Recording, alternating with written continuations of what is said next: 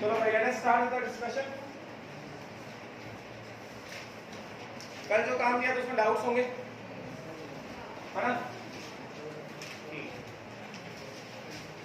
शुरुआत करते हैं।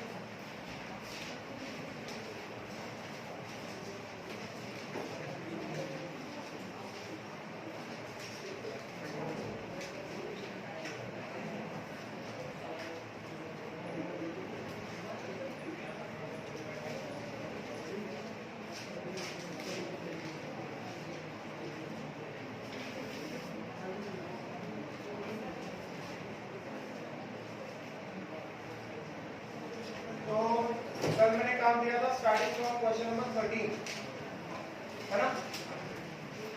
क्वेश्चन नंबर 12 तक इस पर डिस्कशन पूरा नहीं हुआ था, तो हमने डिस्कशन किया था कहाँ तक?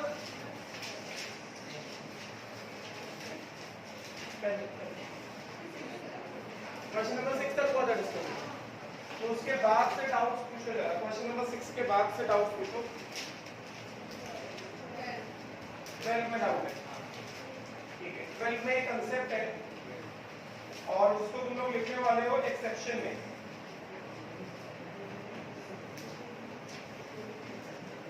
वो निकल नाइट्रेट वाला क्वेश्चन है ना 12। 11 तक हो गया? 11 तक कोई डाउट है या किसी को? कितने लोगों ने काम किया है मेरे हाथ में? काम कितने लोगों ने किया है? बाकी कितने लोगों ने नहीं किया है? Not done the work? Why so? हाँ, एब्सेंट था तो ये काम कर थोड़ी दिया था मैंने, परसों दिया था ना, परसों तो तुम आए थे। कितना अच्छा रीजन एब्सेंट हो, क्यों एब्सेंट है? रिपीट टेस्ट ऑफ इसका है कि नहीं? वो टेस्ट था, पढ़ाई नहीं हुआ था, एब्सेंट हो। वो दोनों भी एब्सेंट। तेरा नाम क्या है? क्या? फैजान, फैजल। पूरा नाम क्या है? फैजल खान, फैजल सैयद। काम किया सैयद? हाँ, क्या कह रहे हैं? बोलते नहीं हो क्या? बोलते नहीं हो? नहीं बोलते? तुम्हारा नाम क्या है? प्रज्वल। प्रज्वल काम किया है क्या? काम किया है? नहीं, क्यों?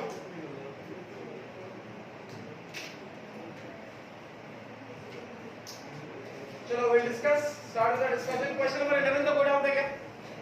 नहीं। चलो क्वेश्चन नंबर 12 में आते हैं। तो जो होमवर्क था क्वेश्चन नंबर 12,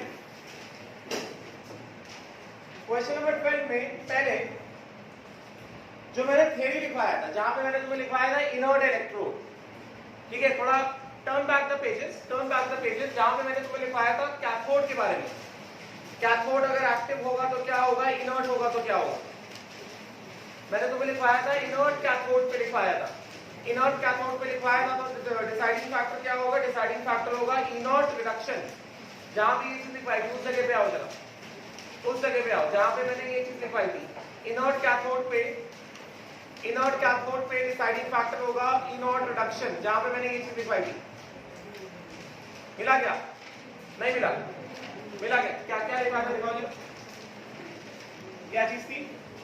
हाँ, for reduction of cathode, if cathodes are non reactive और नॉन इंटरफेयरिंग, मतलब क्या? Inert cathode. Order of reduction of cation over cathode will be directly proportional to inert reduction, ठीक है? इनर्ट कैथोड मतलब जैसे platinum, ठीक है? तो यहां पे पहले एक चीज ऐड करो, एक एक्सेप्शन ऐड करो, for reduction over inert cathode, for reduction over inert cathode. अगर इनर्ट कैथोड पे रिडक्शन करना है तो डिसाइडिंग फैक्टर क्या होता है? ये मैंने सिखाया है, deciding factor is inert reduction. Deciding factor is inert reduction, right? इसमें एक्सेप्शन क्या है? Just note down the exception. Exception,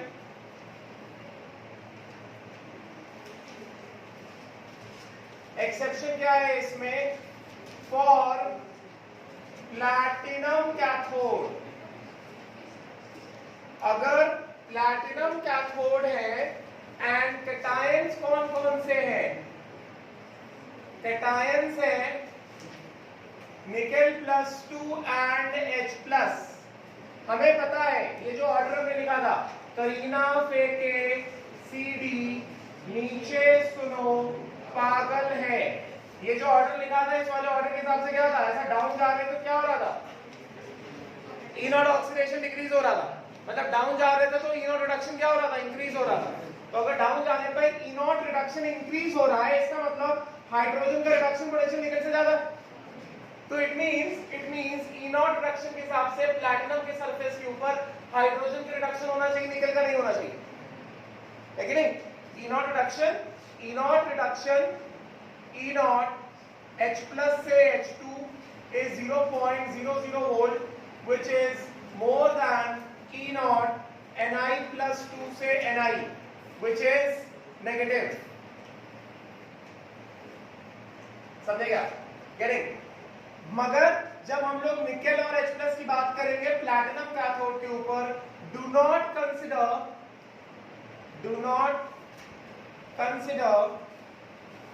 E naught reduction for nickel and hydrogen, in case of platinum cathode। Consider क्या करना है, हमें consider करना रहेगा, consider discharge potential, dP is discharge potential, consider discharge potential of nickel +2 is less than, dP is discharge potential of nickel +2 is less than discharge potential of hydrogen or platinum cathode। just keep this thing in mind। therefore over platinum cathode reduction of Ni +2 will occur before H+। platinum cathode पे reduction of Ni +2 will occur before the reduction of H+। समझेगा? इस वजह से because discharge potential of Ni +2 is less than the discharge potential of H+ on platinum cathode, इस वजह से अगर हम प्लैटिनम कैथोड यूज कर रहे हैं, although platinum cathode inert cathode है, गेटिंग ना, deciding factor is always what, inert reduction. हमने कई सारे केसेस देखे हैं, राइट, बट इस वाले केस में अगर हमारे पास निकल और हाइड्रोजन आ गया है तो we have to consider what, discharge potential. जैसे एक्सेप्शन था एनायंस में, सब जगह हम लोग इनर्ट ऑक्सीडेशन देख रहे थे, बस एक्सेप्शन कहां पे आया था, Cl- OH- में डिस्चार्ज पोटेंशियल का केस था। उसी तरह यहां पे भी वही चीज, ठीक है। सो रिडक्शन ऑफ निकल +2 will occur before the reduction of H+ over platinum cathode. तो ये देखो, उसके बाद विल डिस्कस क्वेश्चन नंबर 12। देखो जल्दी से,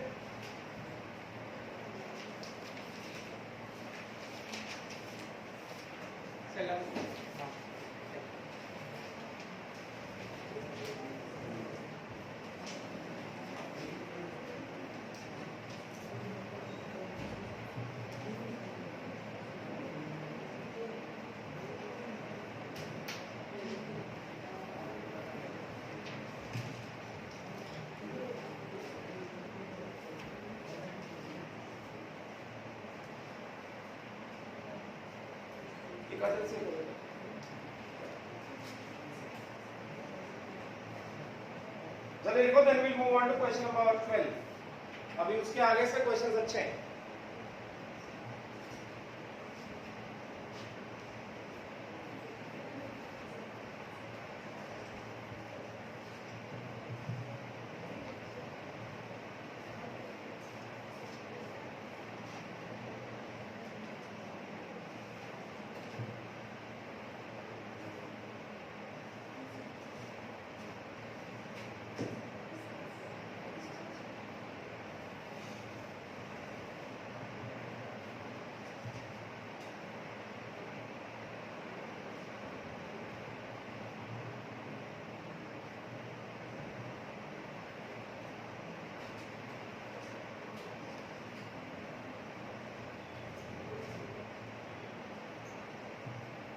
अरे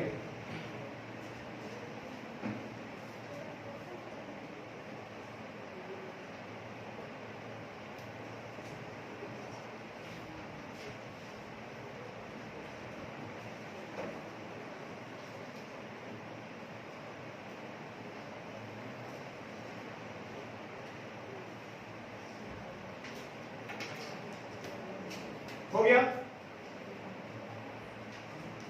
Now we see question number 12. तो क्वेश्चन नंबर 12 कहता है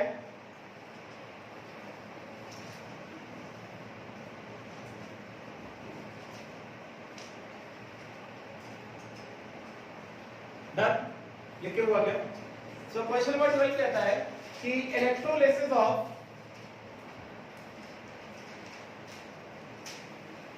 electrolysis of 0.5 liters 2 molar nickel nitrate यही है ना, is done for how much time? Is done for current is passed for 6 hours, है कि नहीं? और कितना करंट पास किया उसमें? कितना? 3.7 amperes of current is passed. समझेगा? 3 एफिशिएंसी दिया है क्या नहीं दिया है? 7 amperes of current is passed for कितना? 6 hours. पहला केस लिया है प्लैटिनम इलेक्ट्रोड और दूसरा केस लिया है निकेल इलेक्ट्रोड.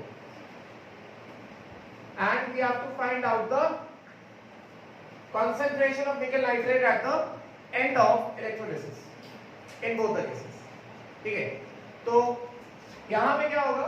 सबसे पहले अगर हम लोग बात करें निकेल नाइट्रेट है, तो निकेल नाइट्रेट के केस में क्या होगा? निकेल नाइट्रेट ये एक्वस है, ठीक है. इसके मोल्स बताओ जरा, इसके मोल्स कितने हो गए? मोलारिटी इनटू वॉल्यूम कितना हो गया इसका? इसका मोलारिटी कितना हो गया? मोलारिटी हो गया 2, वॉल्यूम हो गया कितना? 0.5 लीटर. तो मोल्स कितने हो गए निकेल NiNO3 होल ट्वाइस के? 1 मोल हो गया. तो ये क्या देगा? ये देगा Na+2 प्लस कितना? 2NO3 minus. तो इसके Na+2 के मोल्स कितने आएंगे? इसके कितने मोल्स आएंगे? 1 मोल आएगा ना initially before electrolysis. Get it. और उसके बाद क्या होगा? वाटर है अपने पास. वाटर क्या देगा? H plus plus OH minus. समझेगा? These are the moles before electrolysis. Before electrolysis.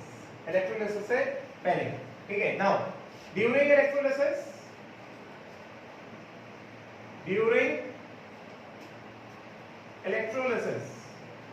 we have at platinum anode. Inode anode है ना, तो आयंस कौन कौन से हैं? NO3 minus and OH minus.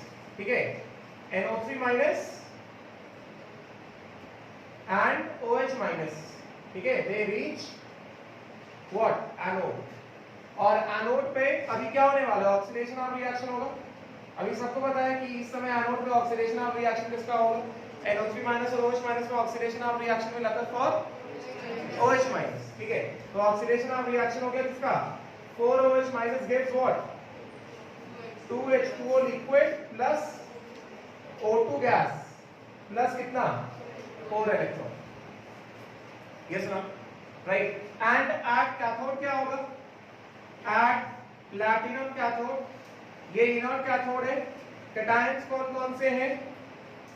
Cations are Ni+2 and H+. यहां पे क्या बताएंगे? Discharge potential. Dp मतलब डिस्चार्ज पोटेंशियल, डिस्प्ले पिक्चर नहीं. Discharge potential of Ni+2 is less than discharge potential of H+ on what? Platinum cathode. तो इसका मतलब क्या हो गया? प्रोडक्शन ऑफ रिएक्शन क्या होगा? ये नाम हटा दो इसको. सो इसका मतलब रिडक्शन ऑफ रिएक्शन क्या हो जाएगा? It means reduction of reaction will be reduction of reaction क्या होगा, किसका रिडक्शन होगा, Na+2 aqueous plus 2 electron gives nickel solid over platinum surface, ठीक है, राइट। तो यहाँ पे अगर हम लोग फैराडेज लॉ लगाए, देयरफॉर यहाँ पे क्या हो रहा है, निकेल +2 aqueous सॉल्यूशन से निकलकर निकेल के सरफेस प्लैटिनम के सरफेस पे जाके क्या हो रहा है, डिपॉजिट हो रहा है ना। मतलब इलेक्ट्रोलाइट में से निकेल +2 का जो कंसंट्रेशन है वो क्या हो रहा है, कम हो रहा है ना।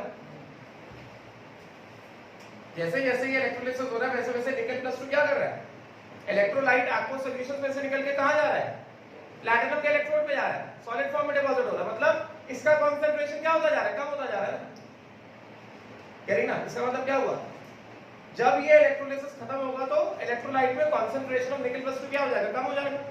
और अगर कंसंट्रेशन ऑफ निकेल +2 कम हो जाएगा, मान लो पहले कितना था, 1 मोल था, मान लो इलेक्ट्रोलिसिस होने के बाद मान लो कितना बचा, मान लो कि 0.6 मोल बचा है कि नहीं, तो कंसंट्रेशन ऑफ निकेल नाइट्रेट कितना हो जाएगा, 1 mole of nickel nitrate has got 1 mole of nickel, तो 0.6 mole of nickel will combine with only कितना, 0.6 मोल ऑफ निकेल नाइट्रेट ना। तो मोल्स ऑफ निकेल नाइट्रेट भी क्या होंगे, कम हो जाएंगे ना, बाकी नाइट्रेट के मोल्स आगे बढ़ जाएंगे। निकेल नाइट्रेट पूरा जो मॉलिक्यूल था निकेल नाइट्रेट का, पहले there is nickel +2 and 2 nitrate, इसका 1 मोल, इसके 2 मोल इनिशियल बिफोर इलेक्ट्रोलिसिस, इसका 1 मोल, इसके कितने 2 मोल्स इलेक्ट्रोलिसिस से पहले। अभी मान लो जब इलेक्ट्रोलिसिस हुआ तो इसके 1 मोल में से मान लो 0.4 मोल्स चले गए, 0.4 मोल्स रिड्यूस हो गए, कैथोड के सरफेस पे जाके 0.4 मोल्स जाके डिपॉजिट हो गए, तो इसके कितने मोल्स बचे, 0.6 मोल्स बचे ना। नाइट्रेट के मोल्स वैसे ही गेटिंग ना, तो 0.6 moles of nickel will combine with कितना, 1.2 मोल्स ऑफ NO3 माइनस ना, और क्या बनेगा NiNO3 होल ट्वाइस, इसके कितने मोल्स होंगे, 0.6 मोल्स होंगे ना, और बाकी कितना 0.8 moles of nitrate as it is रहेगा, वो एज इट इज रहेगा। जो 0.6 मोल्स ऑफ निकेल +2 बच गया है that will combine with only 1.2 moles of nitrate, and nickel nitrate के मोल्स अल्टीमेटली कितने बचेंगे, 1 मोल था ना पहले, अल्टीमेटली कितना हो गया, 0.6 हो गया ना। तो मोल्स ऑफ निकेल नाइट्रेट क्या हो रहा है, कम हो रहा है ना। ये डिस्कशन हमने किया था थ्योरी में, कंसंट्रेशन इंक्रीज होगा कि डिक्रीज होगा, समझेगा, राइट। तो वही चीज हमें यहाँ पे करना है, यहाँ पे हमें देखना है कि कितना अमाउंट ऑफ निकेल +2 जाके डिपॉजिट हो गया। तो कितना अमाउंट ऑफ निकेल +2 जाके डिपॉजिट हो गया, ये हम लोग कैसे देखने वाले हैं, किस तरह से बताएंगे, ग्राम इक्विवेलेंस, ये किस तरह से बताएंगे हम लोग, gram equivalence of nickel +2 reduce is equal to कितना, फैराडे पास। तो कितना फैराडे पास किया हमने, I × T अपॉन 96500, कितना है करंट दिया गया, कितना 3.7 amperes, pass for 6 hours, 6 × 3600 upon कितना 96500। तो ये कितना आ जाएगा, ये सॉल्व करो जरा, ये 2 जीरो यहां से चले गए, इसको सॉल्व करो, चेक करो, शायद 0.414 आएगा, चेक करो जरा, ये 0 पॉइंट सॉल्व करो एक बार जल्दी से, 3.7 × 6 अपॉन 965, ये ऑलमोस्ट 0.414 के आसपास रहेगा, हाँ क्या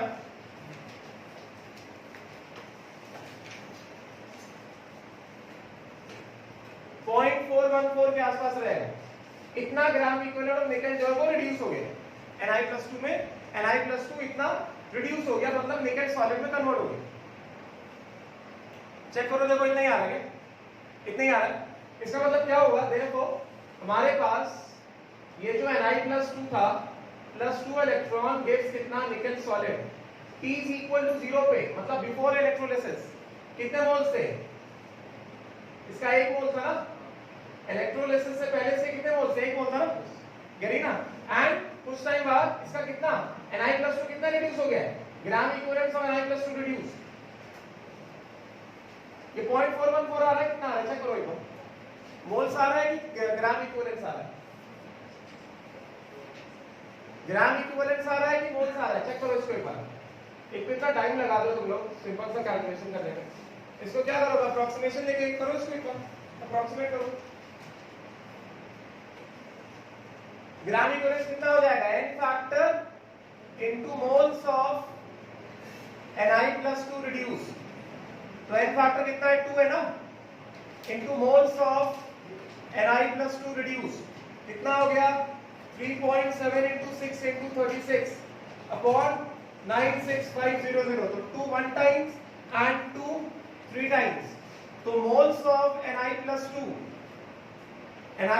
के जो मोल्स रिड्यूस हो गए ये कितना हो गया 3.7 into 3 into 36 और ये 2 जीरो कट गए अपॉन कितना, अपॉन 965, तो जस्ट सी कितना आ रहा है ये शायद 0.414 आएगा मोल्स ऑफ Ni+2 जो रिड्यूस हुए हैं, चेक करो एक बार।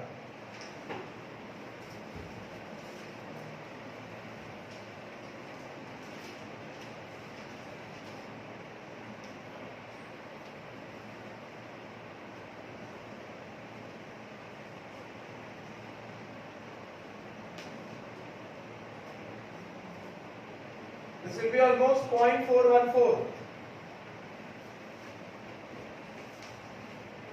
आ रहा है क्या, हाँ इतना ही आएगा, तो इसका मतलब क्या हो गया, ये हमारे पास जो Ni+2 था, ये हमारे पास जो Ni+2 था +2 इलेक्ट्रॉन गिव्स निकल T is equal to 0 पे, मतलब बिफोर इलेक्ट्रोलिसिस कितने मोल से इसके 1 मोल था, समझे क्या, ड्यूरिंग इलेक्ट्रोलिसिस क्या हुआ, कितने मोल्स रिड्यूस हो गए 0.414 मोल्स क्या हुए, खत्म हो गए, किसमें कन्वर्ट हो गए, निकल में कन्वर्ट हो गए, समझेगा, तो बचा कितना 1 माइनस 0.414 कितना आ जाएगा 0.586 moles of Ni+2 are left, moles of Ni+2 that are left are just equal to कितना 0.586, समझेगा, राइट, तो मोल्स ऑफ Ni+2 सॉल्यूशन में जो बचा है इसका मतलब क्या हो गया, moles of Ni+2 left in aqueous solution, this is equal to 0.586, therefore moles of nickel nitrate is equal to कितना, moles of Ni+2 left ना, because 1 mole of nickel nitrate has got 1 mole of nickel ना, तो आप statement देखो ना 1 mole of nickel nitrate has got only कितना 1 mole of nickel, तो moles of nickel nitrate भी कितने बचे 0.586 मोल्स बचे ना, इसका मतलब क्या हो गया, कंसंट्रेशन मतलब मोलारिटी ऑफ निकल nitrate at the end of electrolysis कितना हो गया 0.586 मोल्स अपॉन वॉल्यूम कितना है 0.5 लीटर्स, इसको सॉल्व करोगे this will come out to be 1.172 molar, बात समझे ना, हमने थ्योरी में ऐसा डिस्कशन किया था कि कंसंट्रेशन कम होगा कि डिक्रीज होगा कि इंक्रीज होगा, राइट, सो इलेक्ट्रोलिसिस के बाद this much will be the concentration of निकल nitrate that will be left, समझ में आ गया, हमने कुछ नहीं किया, जब इलेक्ट्रोलिसिस हो रहा है तो निकल क्या हो रहा है, Ni+2 सॉल्यूशन से निकल के सॉलिड में जा रहा है ना, तो इलेक्ट्रोलाइट में क्या हो रहा है, इलेक्ट्रोलाइट में Ni+2 के जो मोल्स होंगे क्या होंगे, कम हो जाएंगे ना, तो कितना Ni+2 रिड्यूस हो गया, ये हमने किससे निकाला, फैराडेज लॉ से निकाला, gram equivalence of Ni+2 reduce is equal to कितना, number of Faraday pass, number of Faraday pass कितना है I into T upon 96500, so gram equivalence of Ni+2 reduce कितना हो गया, n factor into moles of Ni+2 that were reduced, n factor कितना है, यहाँ से n फैक्टर ऑफ निकल कितना है 2 है, तो 2 और 2 यहाँ से हमने कैंसिल आउट किया, 2 1 टाइम्स 2 3 टाइम्स, तो इसका हिसाब से मोल्स ऑफ Ni+2 रिड्यूस आ गया ना 3.7 into 3 upon 26 upon 965, ये आ गया 0.414, चेक कर सकते हो इसको, राइट, तो ये रिडक्शन इसके हिसाब से हो रहा था ना, Ni+2 इलेक्ट्रॉन गिव्स निकल, है कि नहीं, स्टार्टिंग में कितने मोल से निकल के Ni+2 के 1 मोल था ना बिफोर इलेक्ट्रोलिसिस, अभी ये Ni+2 क्या हो गया, इसमें से इतना 0.414 तो गया ना, कहां गया, इधर, तो Ni+2 कितना बचा 1 minus 0.414 which is this 1 minus 0.414 कितना बचा 0.586 moles of Ni+2 left in the aqueous solution, तो 1 मोल निकल नाइट्रेट में 1 मोल निकल होता है ना, तो इतने मोल ऑफ निकल में इतने मोल ऑफ निकल कितने मोल निकल नाइट्रेट बनाएंगे? 0.586 मोल बनाएंगे। तो मोल्स ऑफ निकल नाइट्रेट निकाल लिया कितना? 0.586। हमसे कंसंट्रेशन पूछा गया था, मोलैरिटी पूछा गया था, मोलैरिटी ऑफ निकल nitrate at the end of electrolysis ऐसा पूछा गया था, तो हमने निकाल लिया। Moles of volume, volume of solution कितना दिया गया? 0.5 लीटर दिया गया, सॉल्व किया है। समझ में आ गया? क्लियर हो गया? लिखना हो तो लिखो जल्दी से, फिर आगे बढ़ेंगे। अगले क्वेश्चन, अगले पार्ट।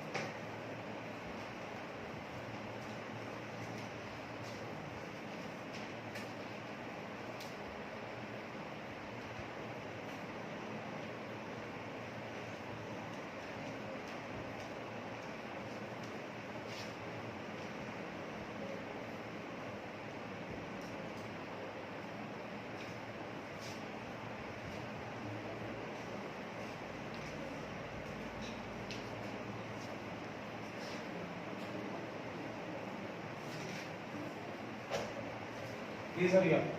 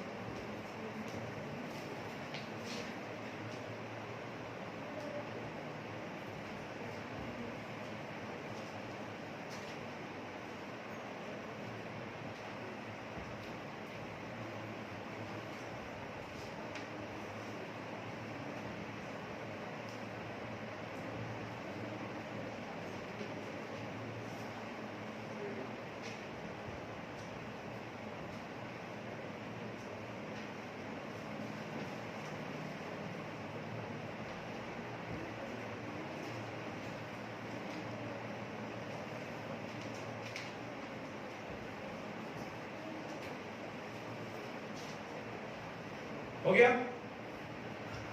समझ में आ गया? समझ में आना जरूरी। क्लियर हुआ क्वेश्चन? अभी अगले वाले क्वेश्चन में भी डाउट होगा। क्वेश्चन नंबर 13 में सॉल्व किया गया।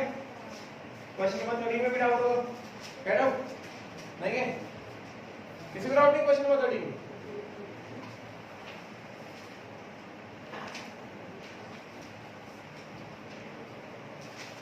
चलो अब इसके सेकंड पार्ट का डिस्कशन हम करते हैं।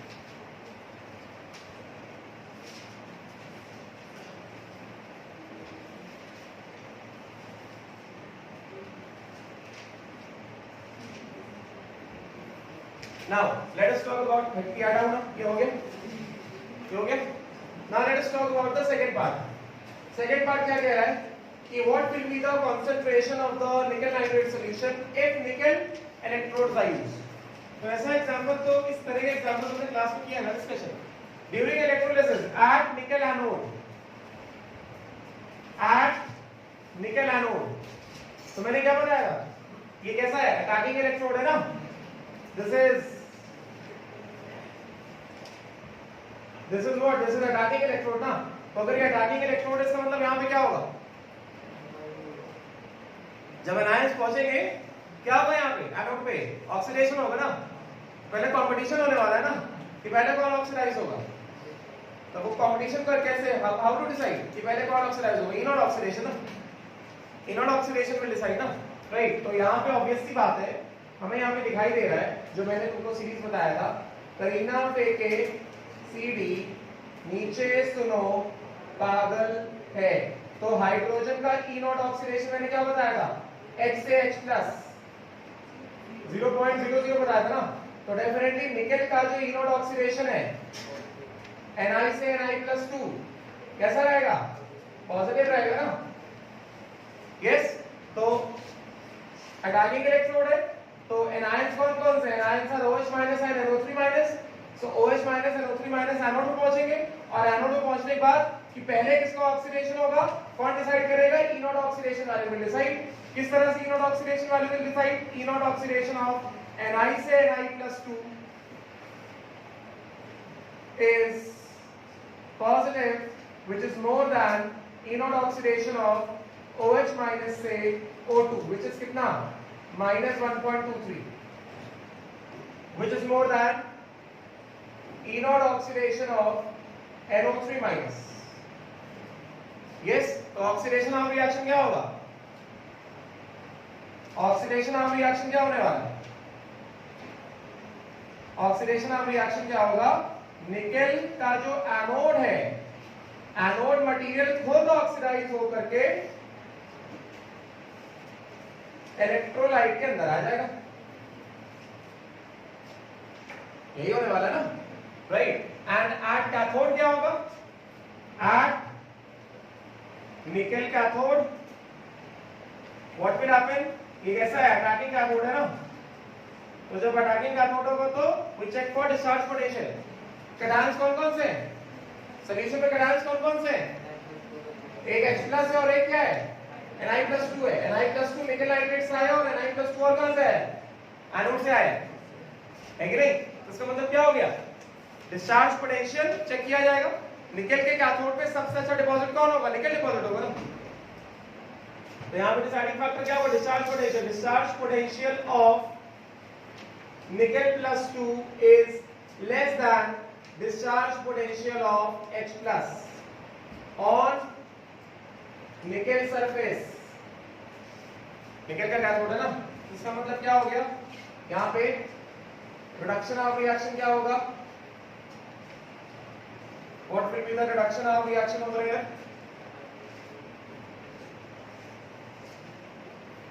रिडक्शन ऑफ रिएक्शन होगा Nickel+2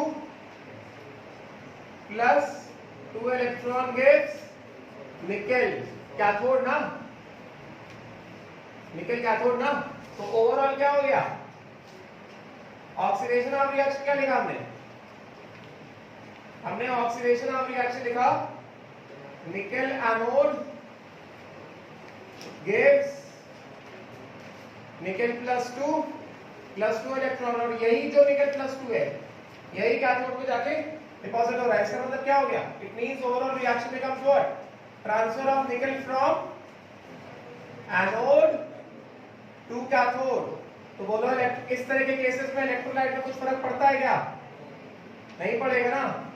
इसका मतलब सेकंड पार्ट में that means transfer of, there is just transfer of nickel from anode to cathode।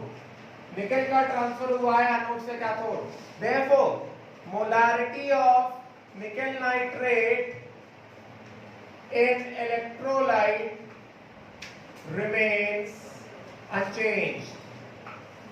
molarity of nickel nitrate in electrolyte, this will remain unchanged। इस तरह cases में discussion किए class में। बस निकेल एनोड का मास cathode में जाकर ट्रांसफर होना, electrolyte will remain as it is. वो तो एज इट इज रहने वाला, उसमें कुछ फर्क पड़ेगा second half of the question, right? ऐसा डिस्कशन किया हमने थ्योरी, समझे बात? नहीं समझे? लेना लिखना हो लिखो जल्दी से, फिर आगे बढ़ेंगे।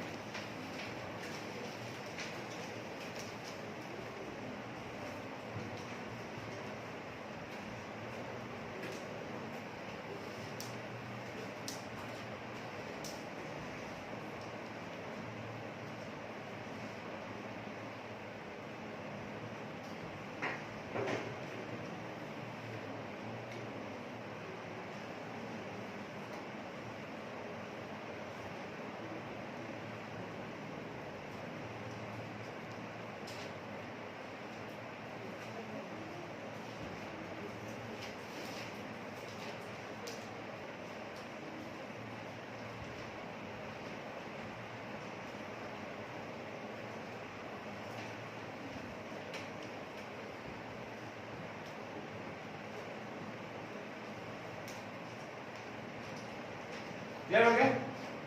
नाउ नेक्स्ट क्वेश्चन बताओ।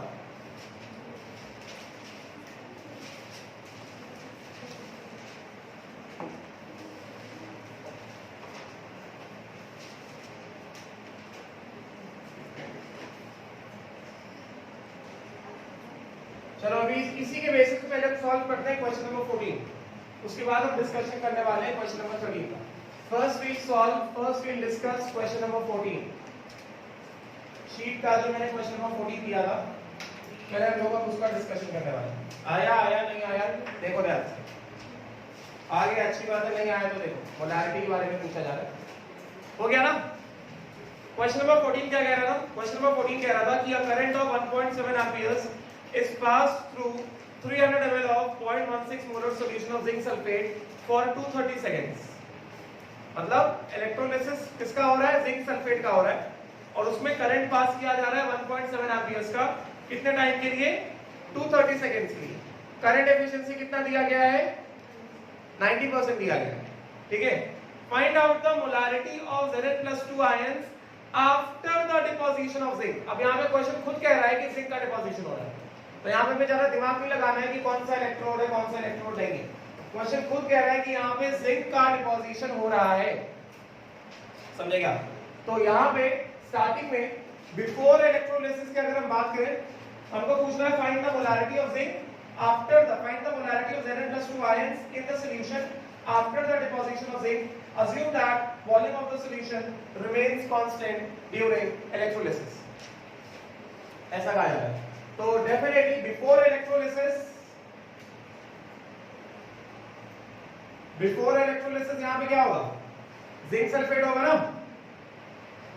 जिंक सल्फेट आपको सॉल्यूशन इसने क्या दिया होगा? Zn+2 plus SO4-2। तो बिफोर इलेक्ट्रोलिसिस अगर हम इसके मोल्स निकालें, इसके मोल्स कितने होंगे? Molarity into volume. मोलारिटी इसका कितना दिया गया है? कितना दिया मोलारिटी? मोलारिटी 300 ml होगा। मोलारिटी देखो कितना दिया गया है? 0.16 इनटू वॉल्यूम कितना दिया गया? 300 ml, मतलब कितना? 0.3 लीटर। यस, तो इनिशियली मोल्स इसके कितने आ गए? 0.048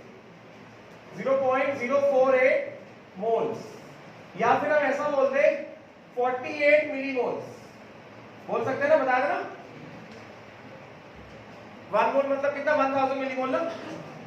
यस नॉट? 48 मिलीमोल्स। तो स्टार्टिंग में बिफोर इलेक्ट्रोलिसिस Zn+2 के कितने हो गए? 48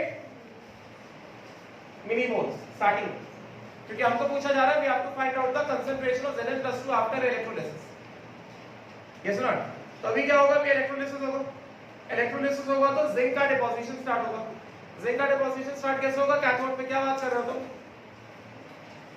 मेरे सामने बैठ के बात कर रहे हो, राइट? तो अभी इलेक्ट्रोलिसिस होगा तो क्या होगा? इलेक्ट्रोलिसिस होगा तो क्वेश्चन खुद कह रहा है कि भाई जिंक का डिपोजिशन हो रहा है, जिंक इज गेटिंग डिपॉजिटेड। तो अभी अगर जिंक डिपॉजिट हो रहा है, इसका मतलब क्या? During electrolysis, during electrolysis at cathode reduction half reaction। अभी यहाँ पे कैथोड किसका बना है उससे मतलब नहीं है, बिकॉज क्वेश्चन खुद कह रहा है कि डिपोजिशन हो रहा है जिंक का। तो किस तरह से? Zn+2 plus 2 electron gives what? Zinc solid, है कि नहीं? तो कितना अमाउंट ऑफ जिंक डिपॉजिट हो गया ये निकाल सकते हैं। नंबर ऑफ या gram equivalence of zinc plus 2 reduced is equal to कितना? नंबर ऑफ फैराडे पास, यही होगा ना? Gram equivalence of zinc plus 2 reduced is equal to कितना? Number of Faraday pass. तो कितना फैराडे पास हो गया? I actual into T upon 96500। Current pass हुआ है 90% एफिशिएंसी के साथ, मतलब कितना? 90/100 which means what? 0.9 ना? करेंगे ना? 90/100 है ना? चलो वैसे लिख देते हैं। So this is 90 by 100 into कितना I actual करंट कितना पास किया था 1.7 amperes into I theoretical which is equal to eta by 100 into I theoretical into T upon 96500. तो ये हो गया 0.9 90 by 100 0.9 into कितना 1.7 पास फॉर कितना time 230 seconds 230 seconds upon 96500 is equal to gram equivalence of zinc plus 2 reduced मतलब कितना n factor into moles of Zn plus 2 जो reduce हुआ है जिनका आंसर आया चेक करें ऐसे सॉल्व किया है क्या 2 into moles of Zn plus 2 जो रिड्यूस हो गया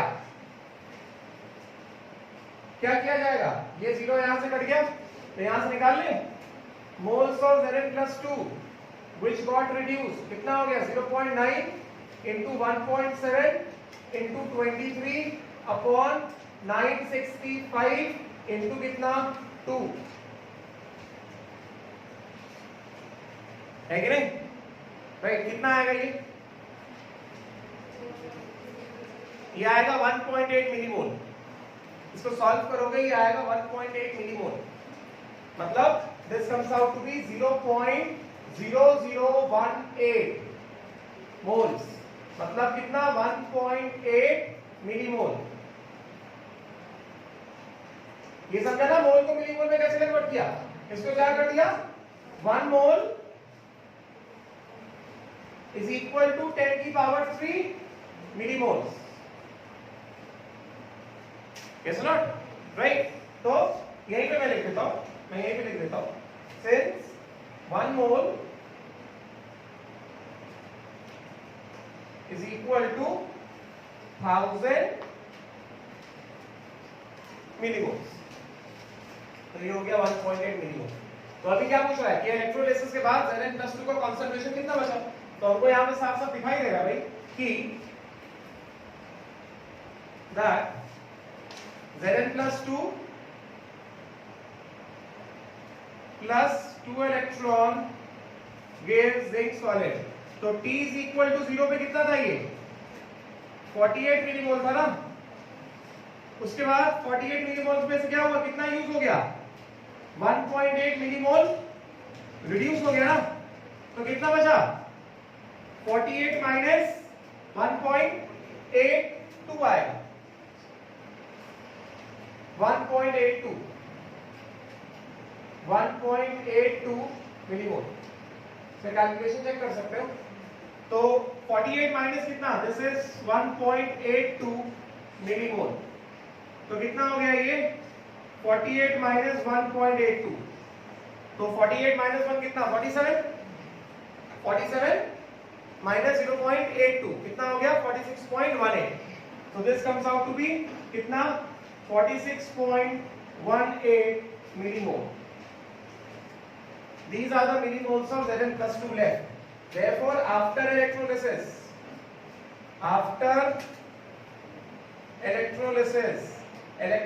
के बाद millimoles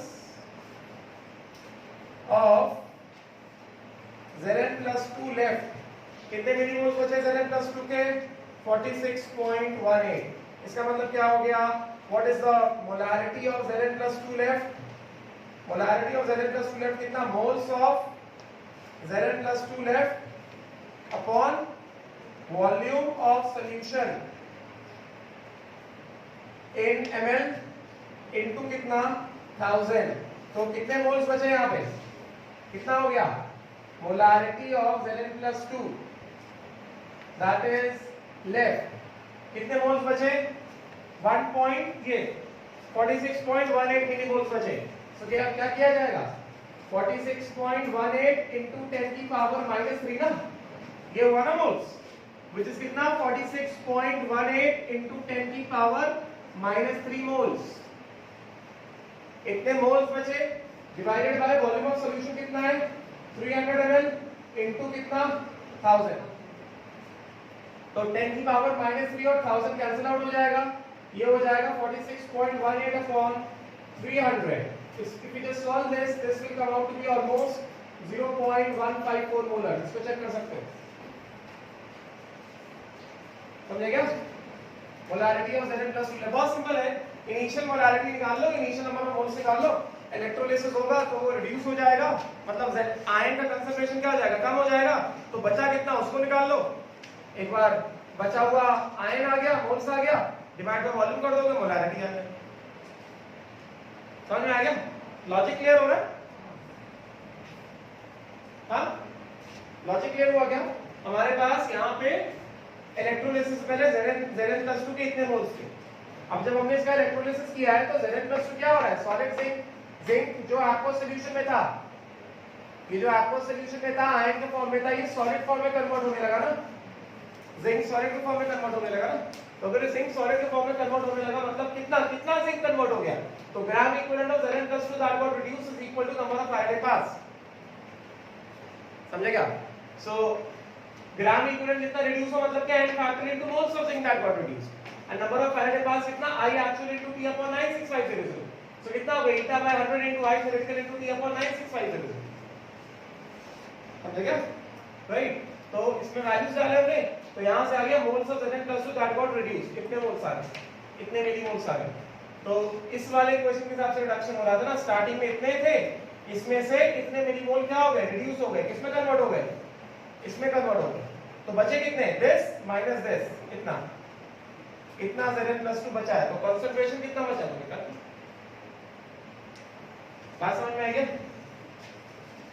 अगर नहीं किया तो करो, कर लिया तो अच्छी बात है. अगर कर लिया था, ऐसे ही किया है, आंसर सेम आया है, मगर मेथड कुछ और है, तो देख लो भाई ऐसे ही होगा, इसके अलावा कोई मेथड तो नहीं हो सकता है इसका.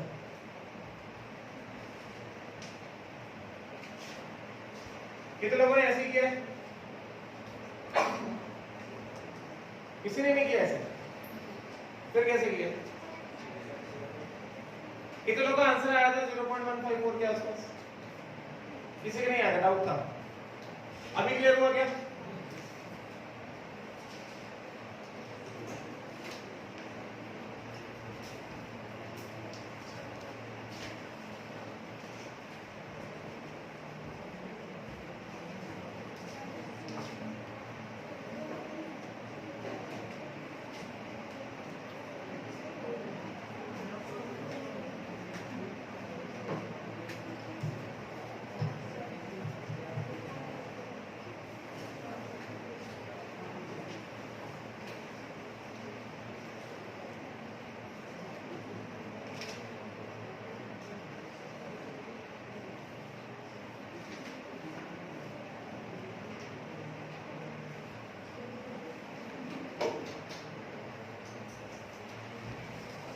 क्लियर हुआ क्या?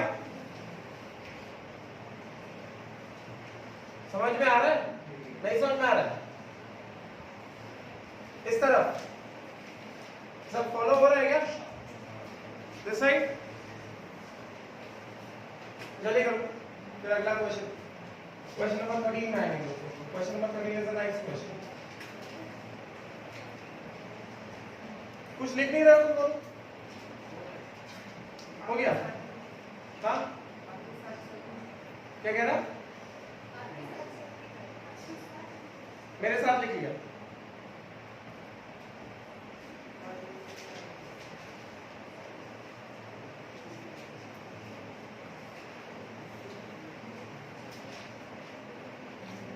अब देखो अगला क्वेश्चन देख कर लोग एक बार. जो लोग लिख रहे थे नहीं समझ में आया था, अभी समझ में आ गया, आगे बढ़ जाए. चलो अगला सवाल क्या कह रहा है? अगला सवाल कहता है, read question number 13. Question number 13.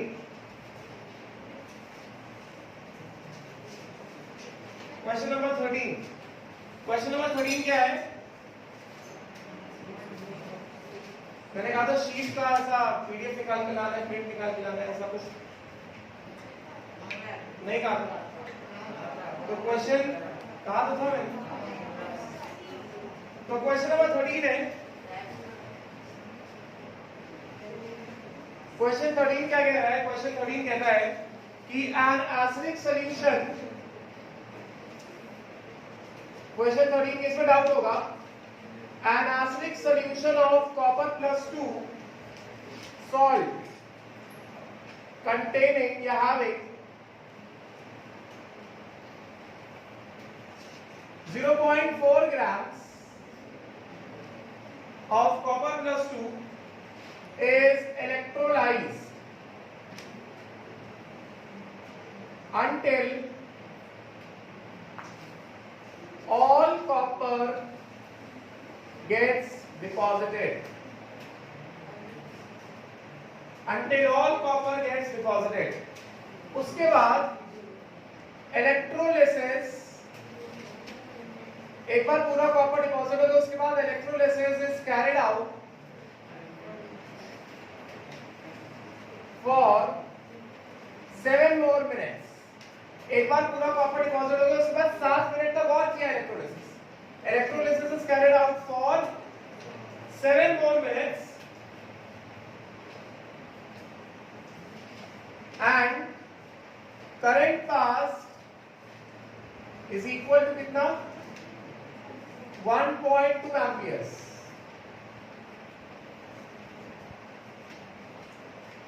Volume of solution दिया गया है 100 ml और कहा जा रहा है कि calculate the volume of gases evolve at STP during entire electrolysis. During entire electrolysis, we have to find out the volume of gases which are evolved at STP. तो इस वाले सवाल में क्या कहा जा रहा है? Question में it is being said that कि electrolysis is carried out for copper plus 2 salt. Acidic solution of copper plus 2 salt जिसके पास क्या है 0.4 grams of copper plus 2 है. तो अगर तुम क्वेश्चन को ध्यान से पढ़ो इसमें क्या कहा जा रहा है having this much amount of copper plus 2 is electrolyzed until all copper gets deposited. Yes or not? Right. तो इसका मतलब क्या हुआ? इसका मतलब ये हुआ हम लोग इसको ऐसे लिखते हैं ये जो लाइन है ये लाइन क्या रिप्रेजेंट करता है? ये लाइन रिप्रेजेंट करता है ड्यूरेशन ऑफ इलेक्ट्रोलिसिस. ये लाइन ऐसा रिप्रेजेंट कर रहा है duration of electrolysis. Duration of electrolysis. Starting में क्या हो रहा है हमारे पास यहाँ पे कैटायन कौन सा कॉपर प्लस 2 का सॉल्यूशन है ना. तो अगर हमारे पास यहाँ पे कॉपर प्लस 2 का सॉल्यूशन है इसका मतलब हमारे पास कैटायंस कौन कौन से हैं? कैटायंस कौन कौन से हैं? कॉपर प्लस 2 है, H प्लस है और सॉल्यूशन है तो एनायन हम एक ही मान ले OH माइनस. दूसरा कौन सा एनायन ऐसा कुछ तो दिया नहीं है तो एनायन हम एक ही मान लेते हैं OH माइनस. ठीक है. तो पहला पार्ट क्या है? पहला पार्ट ये कह रहा है कि जब इलेक्ट्रोलिसिस किया जा रहा है तो कब तक इलेक्ट्रोलिसिस किया जा रहा है? जब तक पूरा का पूरा कॉपर डिपॉजिट नहीं हो गया. मतलब पहले H प्लस और कॉपर प्लस 2 में कौन डिपॉजिट हो रहा है? कॉपर प्लस 2 डिपॉजिट हो रहा है. यस और नॉट? जब तक कॉपर प्लस 2 डिपॉजिट हो रहा है तब तक एनोड में भी तो कुछ ना कुछ हो रहा होगा ना. एनोड में किसका ऑक्सीडेशन हो रहा होगा? OH minus. क्योंकि और कोई एनायन तो दिया नहीं है. यस और नॉट? एनोड पे किसका ऑक्सीडेशन हो रहा होगा? OH माइनस का ही हो रहा होगा. गेटिंग ना? राइट. एक बार कॉपर प्लस 2 पूरा खत्म हो गया, ये पूरा खत्म हो गया, उसके बाद क्या बचा? H प्लस बचा ना. तो एक बार कॉपर प्लस 2 पूरा खत्म हो गया उसके बाद भी 7 मिनट तक इलेक्ट्रोलिसिस को किया जा रहा है. मतलब कॉपर प्लस 2 के खत्म होने के बाद 7 मिनट और चला इलेक्ट्रोलिसिस. तो जो 7 मिनट और चला इलेक्ट्रोलिसिस उस 7 मिनट में क्या हुआ होगा? कैथोड पे किसका डिपॉजिशन हुआ होगा? H प्लस का डिपॉजिशन हुआ. और एनोड पे अभी भी किसका डिपॉजिशन हो रहा होगा? OH minus. समझेगा? तो इसका मतलब क्या हुआ? इसका मतलब इसको हम लोग ऐसा दो पार्ट में देखते हैं. Until दो पार्ट में देखते हैं. Until copper plus 2 is deposited. Yes or not? ये इतने वाले पार्ट में कॉपर प्लस 2 डिपॉजिट हो रहा है and then after copper plus 2 deposited, मतलब 7 minutes more. Copper plus 2 deposit होने के बाद इलेक्ट्रोलिसिस 7 मिनट और चला है, ठीक है। तो जब तक कॉपर प्लस 2 डिपॉजिट हो रहा है तब तक बताओ जरा कैथोड पे क्या हो रहा है, क्योंकि क्वेश्चन खुद ही कह रहा है ना कि कॉपर प्लस 2 डिपॉजिट हो रहा है, तो तब तक कैथोड पे क्या हो रहा है, एनोड पे क्या हो रहा है। पहले हम लोग एनोड की बात करते हैं। एनोड पे क्या हो रहा है, एनायन देखिए क्या हो रहा है, 4 OH minus gets 2H2O plus O2 plus 4 electron. मतलब जब तक कॉपर प्लस 2 डिपॉजिट हो रहा है उस समय एनोड पे ऑक्सीजन इवॉल्व हो रहा है, और कैथोड पे क्या हो रहा है, कैथोड पे क्या हो रहा है, copper plus 2 electron gets copper, है कि नहीं। तो जब तक कॉपर प्लस 2 डिपॉजिट हो रहा है उस समय भी एनोड पे क्या हो रहा है, ऑक्सीजन इवॉल्व हो। एक बार कॉपर प्लस 2 का डिपॉजिट होके हो गया, कॉपर प्लस 2 पूरा डिपॉजिट हो गया, उसके बाद इलेक्ट्रोलिसिस अभी 7 मिनट और चला है। तो अभी एक बार सॉल्यूशन में कॉपर प्लस 2 पूरा खत्म हो गया, एक बार ये पूरा खत्म हो गया तो क्या बचा, हाइड्रोजन बचा ना, गेरी ना। तो यहां पे पहले बता देते, after copper plus 2 is deposited only cation left is equal to कितना, H प्लस। तो अब यहां पे एनोड पे क्या होगा, एनोड पे तो वही काम होगा, OH माइनस का ही होगा। क्या चीज, 4 OH minus gets 2H2O plus कितना, O2 इवॉल्व होगा एंड 4 इलेक्ट्रॉन। एंड कैथोड पे अब क्या होगा, अभी कैथोड पे क्या होगा, किसका डिपोजिशन होगा, H प्लस का होगा ना। तो क्या 4H plus plus 4 electron gets 2H2 plus. तो ऐसे दो भागों में हो रहा है इलेक्ट्रोलिसिस। जब तक कॉपर प्लस 2 डिपॉजिट हो रहा है उस समय एनोड पे ऑक्सीजन आ रहा है। एक बार कॉपर प्लस 2 पूरा डिपॉजिट हो गया, फिर 7 मिनट्स और चला इलेक्ट्रोलिसिस, तो उस 7 मिनट में कैटायन का डिपॉजिट हो रहा है, H प्लस डिपॉजिट हो रहा है, और उस समय भी एनोड पे OH माइनस ही डिपॉजिट हो रहा है, मतलब ऑक्सीजन इवॉल्व हो रहा है। तो अगर आपको पूछा जा रहा है find the volume of gases evolve during entire electrolysis, तो एंटायर इलेक्ट्रोलिसिस यहां से लेकर यहां तक चला है ना। तो अगर वॉल्यूम ऑफ गैसेस इवॉल्व पूछा जा रहा है मतलब क्या, वॉल्यूम ऑफ ऑक्सीजन इवॉल्व इस वाले पार्ट में जब तक कॉपर डिपॉजिट हो रहा था, plus volume of oxygen evolve plus volume of hydrogen evolve in the second part जो 7 more मिनट्स तक हुआ है कि नहीं, राइट। तो हमारे पास अभी दो भाग आ गए, दो पार्ट्स आ गए, राइट। तो इसको हम लोग नेम करते हैं क्या, इसको हम लोग नेम करते हैं पार्ट 1 ऑफ इलेक्ट्रोलिसिस। इसको नेम कर दिया पार्ट 1, और ये क्या हो गया, ये हो गया हमारा पार्ट 2, राइट। तो हमको चाहिए volume of gases evolve during the entire electrolysis, ये कहा जा रहा है। तो during entire electrolysis is comprised of what, part 1 and part 2। तो पार्ट 1 में क्या हो रहा है पहले वो देख लेते हैं, फिर पार्ट 2 में क्या हो रहा है पहले वो देख लेते हैं, ठीक है। तो पहले पार्ट 1 में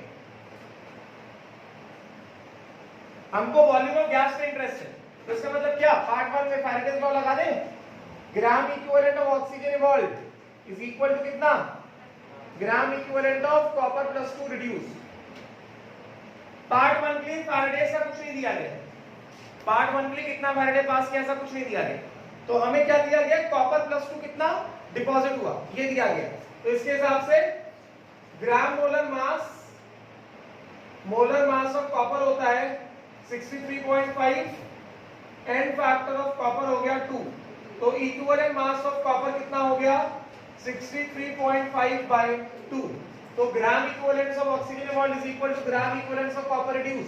ग्राम इक्विवेलेंस ऑफ कॉपर रिड्यूस कितना, mass of copper plus 2 that got reduced upon equivalent mass of copper plus 2, ये कितना हो गया 0.4 ग्राम था ना, कॉपर जो पूरा डिपॉजिट हुआ 0.4 ग्राम अपॉन इक्विवेलेंट मास कितना हो गया 63.5 by 2 which is equal to कितना, gram equivalence of oxygen evolve in part 1 is equal to कितना, ये 2 पर चला जाएगा 0.8 अपॉन कितना हो गया 63.5 पहले पार्ट।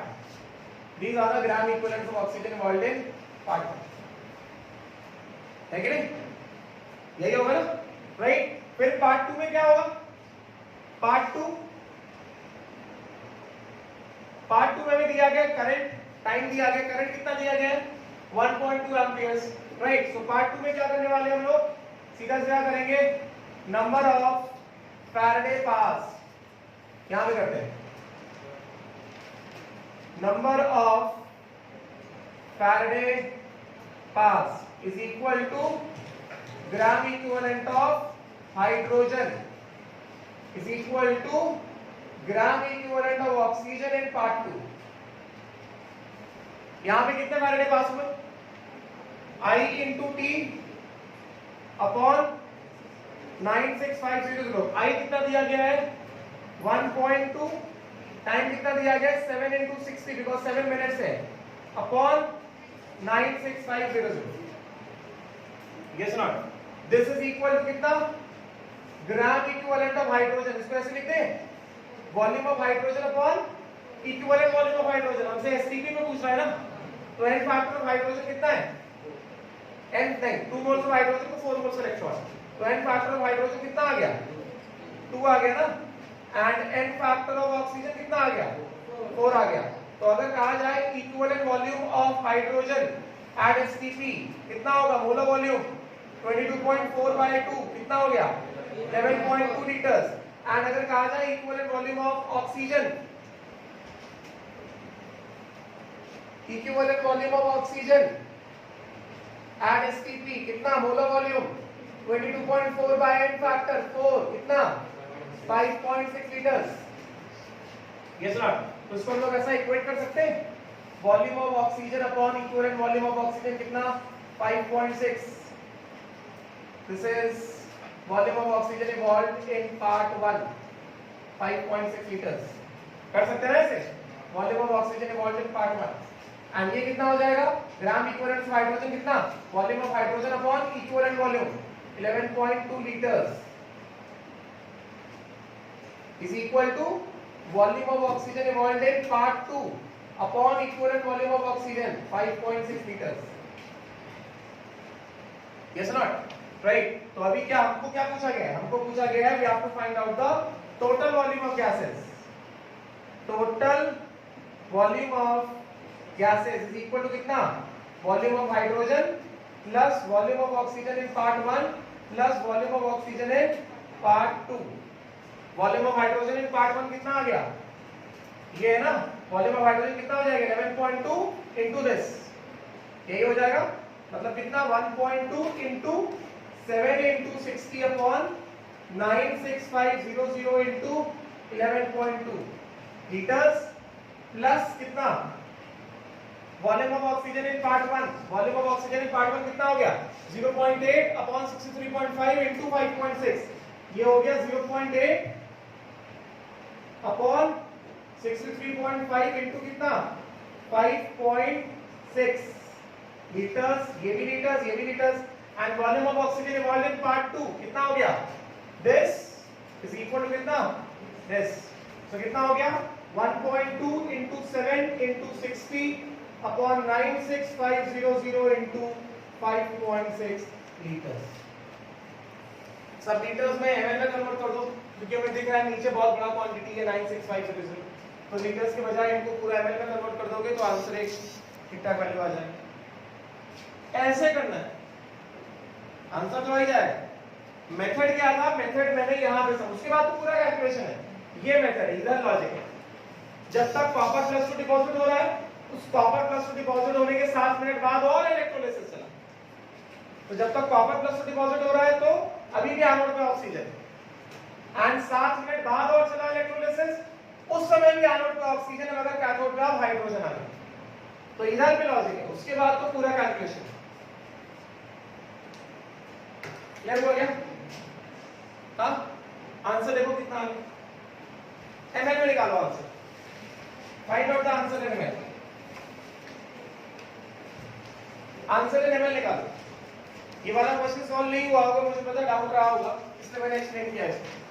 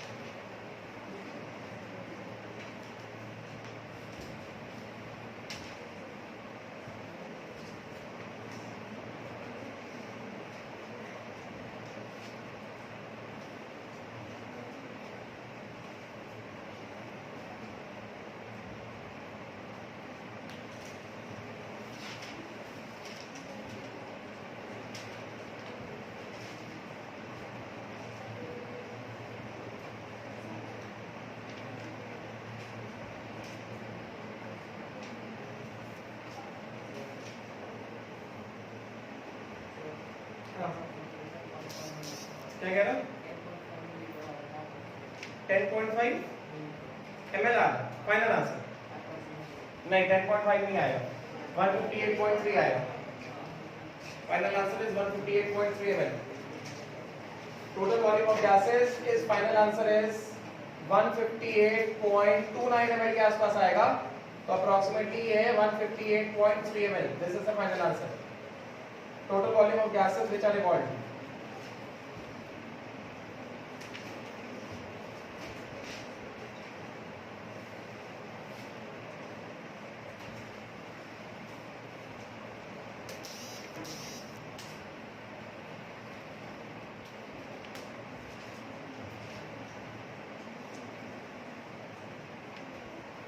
चलो अभी टाइम कम है तो now will discuss question number 19 first.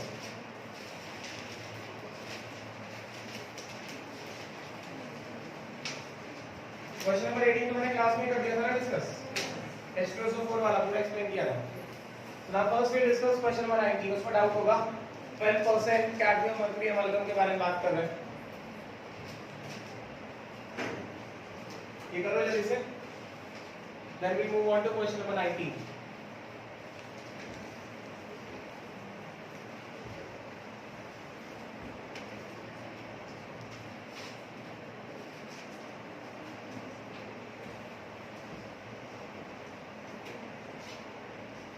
हुआ क्या? लिख के हुआ क्या? समझ में आया? हो गया नेक्स्ट क्वेश्चन में तुमको समझा? येलो शो, येलो कलर है, येलो नहीं ना, डार्क है, पर्पल है, पर्पल होता है, कॉपर, कॉपर बोला क्या?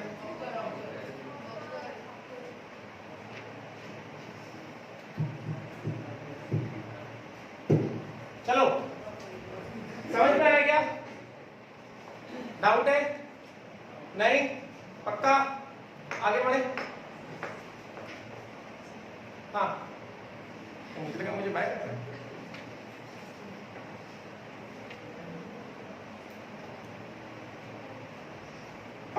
Just 2 minutes more, 2 more minutes, please hurry up.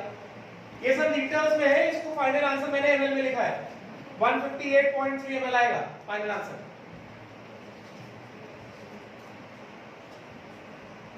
फिर क्वेश्चन नंबर 19 में भी डाउट होगा, पहले हम लोग उसका डिस्कशन कर लेते हैं। क्वेश्चन नंबर 19 का ये हटाऊं भी, क्वेश्चन को हटाऊं जो क्वेश्चन लिखा था, हटा दूं?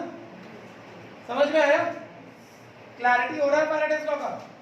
ठीक है, चलो अभी क्वेश्चन नंबर 19 देखते हैं हम लोग।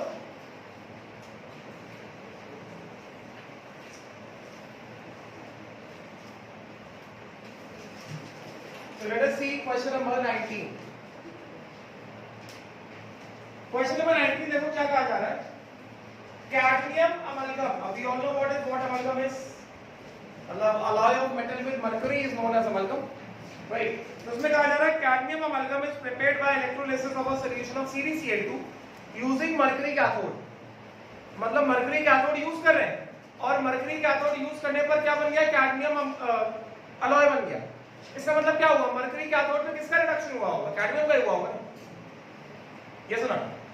Find how long a current of 5 ampere should be passed in order to prepare a 12% cadmium mercury amalgam on a cathode of 2 gram mercury given atomic mass of cadmium is 112.40।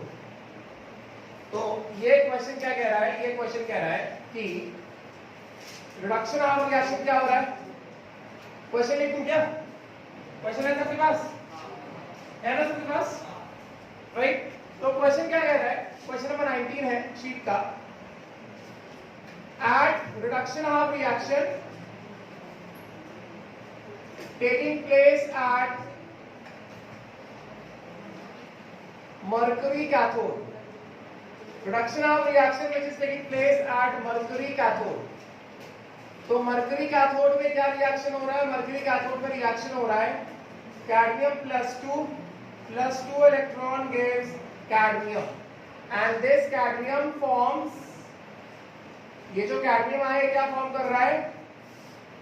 this forms a cadmium mercury amalgam, ठीक है। अभी देखो जरा ध्यान से, दो metals mix हो गए, तो जब कभी भी दो क्वांटिटीज मिक्स होते हैं, दो सब्सटेंसेस मिक्स होते हैं, तो क्या बनता है? सोल्यूशन बनता है। Solution does not always means कि लिक्विड सॉल्वेंट में सॉलिड सॉल्यूट डालोगे। Air is also mixture of gases, a homogeneous mixture of gases.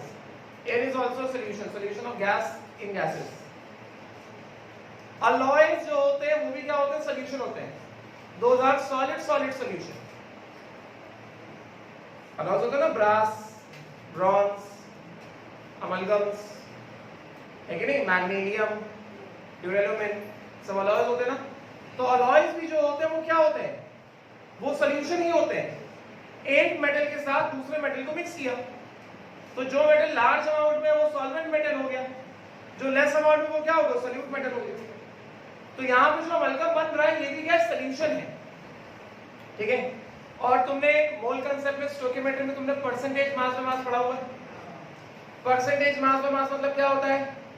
Mass of solute upon mass of solution into 100, यही होता है। तो यहां पे हमें जो दिया गया है ये क्या बन रहा है? कैडमियम बना रहा है, cadmium mercury amalgam. And this is a amalgam जो है अलॉय है, this is an alloy, N alloy which is a solid solid solution. ये एक अलॉय है और ये सॉलिड सॉलिड सॉल्यूशन है, समझेगा? Right.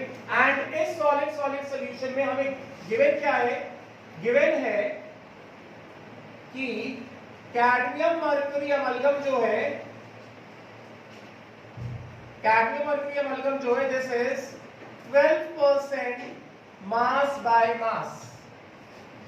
So if this cadmium mercury amalgam is 12% mass by mass, इसका मतलब क्या हुआ? कि सब हो गया ना, बता देता हूं। If this is 12% mass by mass, इसका मतलब क्या हुआ? इसका मतलब सीधा सीधा ये हुआ, percentage mass by mass is equal to mass of solute upon mass of solution, solute in grams, mass of solution in grams into 100। तो ये जो सॉलिड सॉलिड सॉल्यूशन है, इसमें सॉल्वेंट क्या हो गया? सॉल्वेंट हो गया मरकरी, एंड सॉल्यूट क्या हो गया? सॉल्यूट हो गया कैडमियम। सॉल्वेंट वो होता है जो बिगर अमाउंट में होता है, जो ग्रेटर अमाउंट में होता है, समझेगा? तो इसका मतलब परसेंटेज मास और मास में कितना दिया गया? परसेंटेज मास और मास में कितना दिया गया? ये हमें दिया गया 12, ये हमें दिया गया 12%। 12 is equal to सॉल्यूट क्या है? मास ऑफ कैडमियम जो डिपॉजिट हुआ, मास ऑफ सॉल्यूशन क्या होगा? Mass of solute plus mass of solvent into कितना? 100। तो कितना हो गया ये? 12/100 is equal to mass of cadmium upon mass of cadmium plus mass of H दिया गया ना, कितना दिया गया? मास ऑफ H दिया गया 2 gram. Mass of H is given as 2 gram. यहां पे बता सकते हैं कि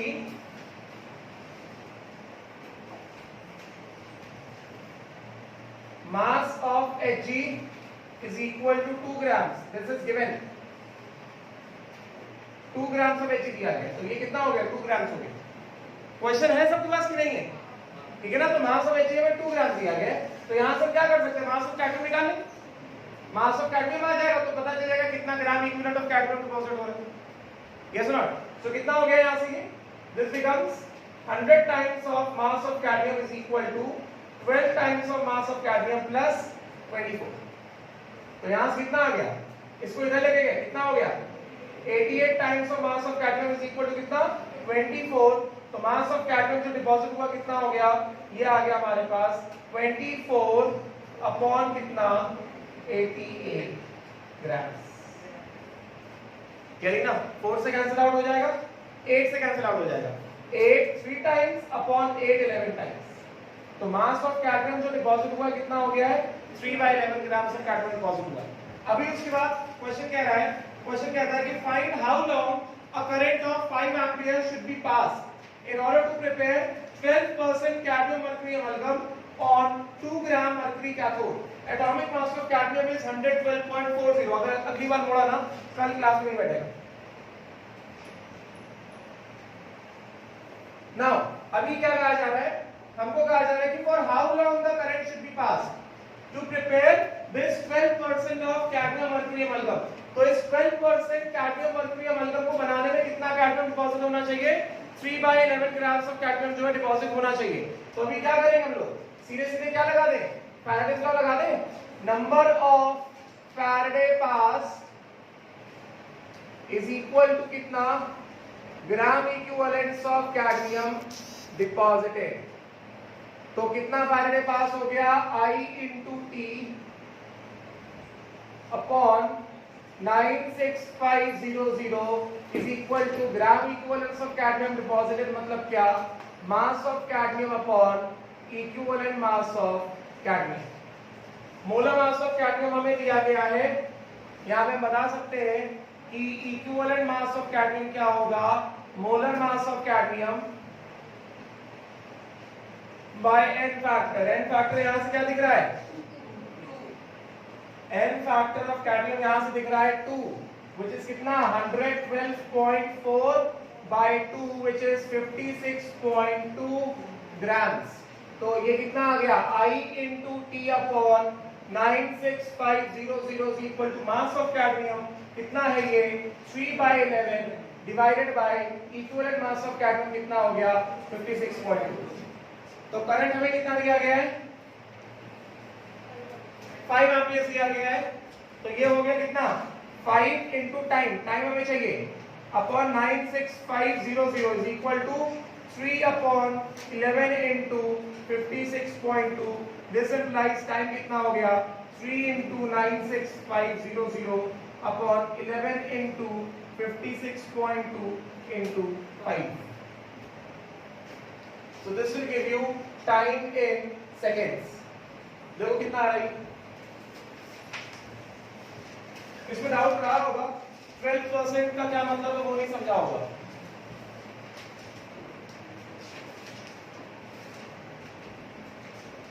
तो अभी हमारा डिस्कशन को बचा है क्वेश्चन नंबर 20, 17, 15, 16, 17 एंड 20. 4 क्वेश्चन और बचे डिस्कशन में.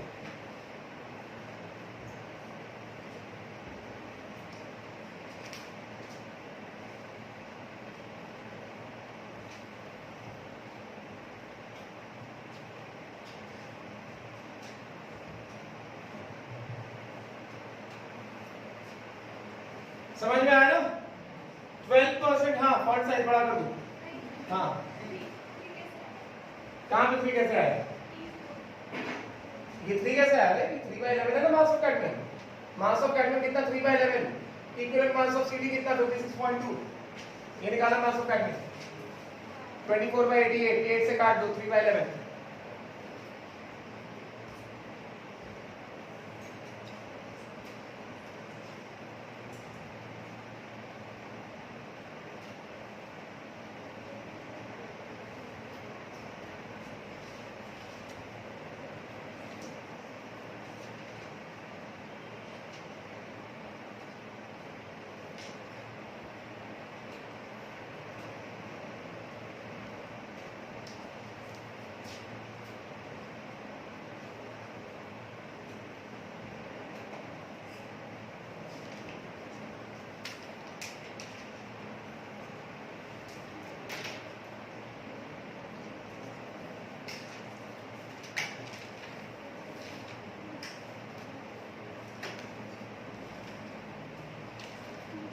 हो गया?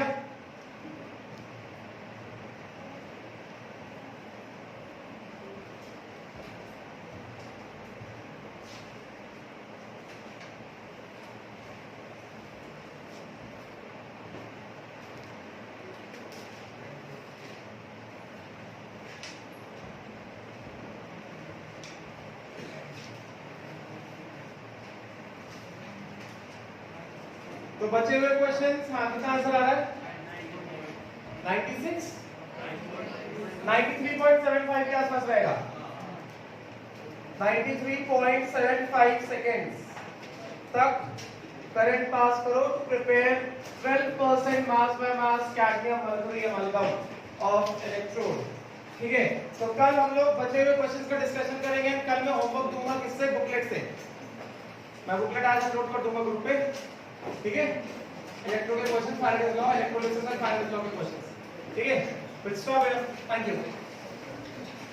इलेक्ट्रो बस में अभी क्लास 11 में बस मैंने फैराडेज लॉ पढ़ाया है। बचा हुआ गैल्वेनिक सेल जो है वो मैं 12th में पढ़ाऊंगा, एंड कंडक्टेंस जो है वो भी 12th में पढ़ेंगे हम लोग। ठीक है, तो इलेक्ट्रो का ये लास्ट पार्ट है 11th के लिए। इसके बाद हमारा नेक्स्ट टॉपिक रहेगा गैसियस स्टेट।